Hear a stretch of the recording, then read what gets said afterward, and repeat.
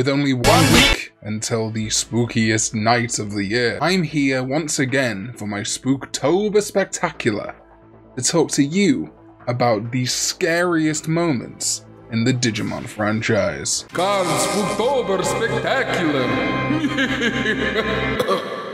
Oh, what's up everybody, welcome back to another Digimon video, and today, yes, as I said in the intro, talking about the scariest moments that I personally found scary in Digimon. There are a lot more of these. I've done a condensed list. I could probably do part 2 after Halloween, but there's just not enough time and enough days in the week to get content out this month, so we're gonna stick to just a couple, but these are some of the ones that I really remember. And the first one I want to talk about is Skull Greymon. As a kid, Skull Greymon was terrifying. Being a Digimon fan, but also a fan of things like Pokemon, you didn't see designs like Skull Greymon in the shows I was watching. The idea that the staple of these kind of anime, you know, keep pushing forward and keep getting more powerful could be a bad thing was crazy, and in fact probably coming up pretty soon in November I'm going to do a video on Dark Digivolutions. Tai overfeeding and pushing Agumon to digivolve to the next stage instead of getting the true Digivolution Metal Greymon resulted in Skull Greymon. We get a Dark Digivolution sequence, we get to see the fear in Tai's eyes. The Skull Greymon scene will forever remain iconic to me throughout the entirety of Digimon Adventure. It's a moment that I come back to constantly, and it really makes me wonder what Dark Digivolutions of the other Digimon there could have been. I mean, it would have been very boring and repetitive if all 8 children had have had a Dark Digivolution, but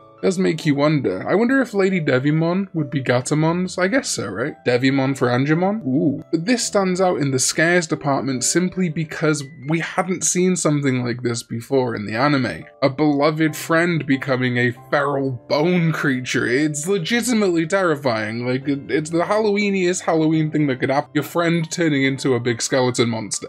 Next up on the list is pretty much the entirety of Oikawa from Digimon Zero 2. While, as it turns out, Yukio Oikawa is not an inherently evil person, the things that he does in this show and him as an entity are really scary. First of all, he's just a man. Sure, the Dark Spore influence is there, but ultimately he's just a human with a tragic past and a even more tragic future. He's not his protege Arukenimon and Mummymon, he's not Devimon, he's not the sort of like, oh, they're other, they're Digimons, your Digimon could be evil. He's a human, and he's the driving force of evil in a lot of this season, albeit not necessarily always his fault.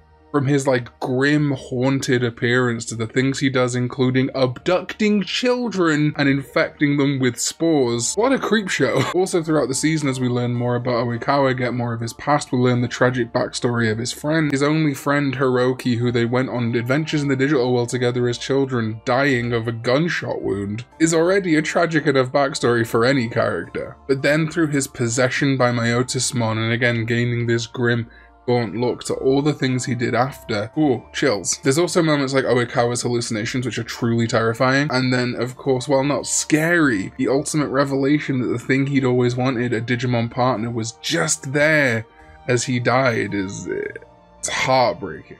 Oikawa is scary, not just because he looks scary and because he's got a spooky backstory, but because he represents the potential for evil in all of us, as does, I guess, Ken, who is kind of his echo. That's a real scare.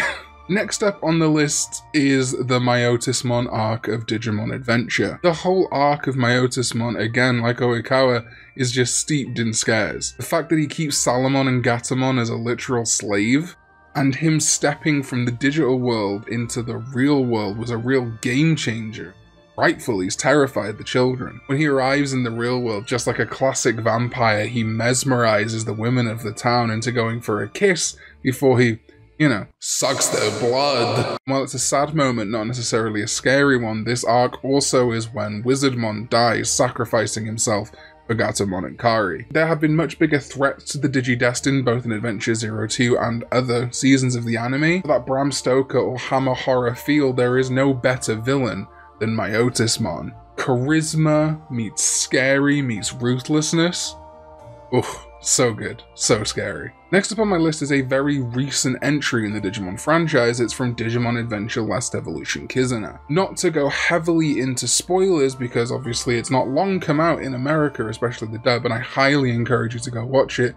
you're a fan of Digimon Adventure, it will break your heart. Not the perfect Digimon movie, it's very enjoyable and very sad. But what you need to know for this video is that ultimately the Digidestined end up in this kind of parallel world where they're all younger, with glowing red eyes. Now sure, that sounds like a bad creepypasta trope, but it legitimately works here, seeing the familiar shapes of the Digimon Adventure kids with these red eyes. It's just legitimately scary, seeing an adult Matt and Tai taking on the children forms of their friends and basically having to like find a way to defeat literal children who are memories, echoes of their past is scary enough, but it gets even scarier when all these children under the control of Eosmon begin to hold Matt and Tai back, practically suffocating them as their Digimon begin to beat them senseless. Seeing the classic image of the Adventure Digidestined and their Digimon who fill our lives with love and hope and nostalgia, holding down and mercilessly beating our two protagonist characters, it's genuinely terrifying. It's a moment where you don't know what will happen, and I won't spoil what happens next for those who haven't seen it, but truly one of the most unsettling moments in the Digimon Adventure franchise. Notice that I said Digimon Adventure franchise because, well, we all know that there's one set of scenes that are just way spookier than anything else in the franchise. Yes, that's right, the last one I want to talk about today, last one on my list. No, it's Basic Betty, it's like the most talked about, but it's still the scariest. Jerry and the D-Reaper in Digimon Tamers. People almost mock these scenes now because it's almost like baby's first scary Digimon moment, but going back to them, there really is nothing else that matches up to how truly twisted these Jerry scenes are. People often say that Tamers goes too far, and I think I could agree in part, but I love it. I love just how much the envelope is pushed in Tamers. From Jerry losing her Leomon, but not in a Ken situation where, oh, we'll go back to the primary village, Leomon is gone, to her then rejecting this, becoming a shell of herself, leading up to this nightmare she has remembering her mother and hospitals and the creepy fucking puppet who from day one in Digimon Tamers I didn't really like, but finally seeing the twisted version of it and a twisted version of herself. Oh my god.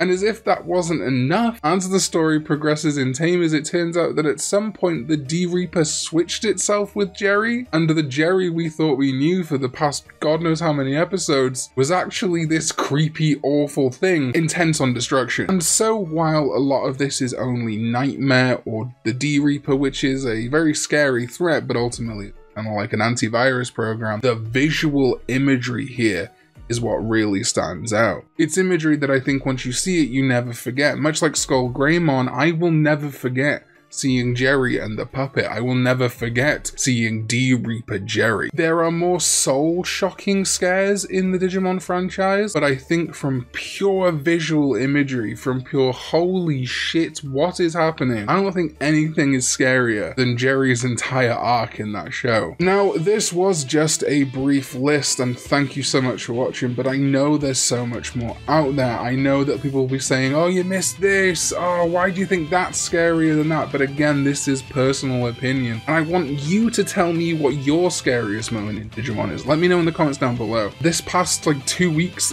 Digimon fans, you have been amazing. My content has been getting so much more eyes on it from Digimon fans, and I love making Digimon content, so I'm absolutely happy to keep making more. Thank you so goddamn much for blowing up my videos, keeping my comments going crazy, so let's keep that train going. Like the video if you liked it, dislike it if you're a weirdo who dislikes videos. What's wrong with you? Do it anyway, it helps my engagement. Please subscribe if you like the video. Apparently ringing the bell does a thing, I don't care. You watch the videos, and I appreciate you. Most importantly, leave a comment. Let me know your scariest moments in Digimon, your favorite Halloween-y things in Digimon. I don't think there'll be any Digimon content next week because I'm doing a Toku video, but that being said, plenty more Digimon content coming in November, including a card opening video of the brand new Japanese expansion of the Digimon card game, and I have endless notes on my phone of video ideas for Digimon, so we're going to be good for at least the rest of 2020, if not into like March of next year. So thank you so much once again, Digimon fans. I appreciate it endlessly. Until next time, let's go digital.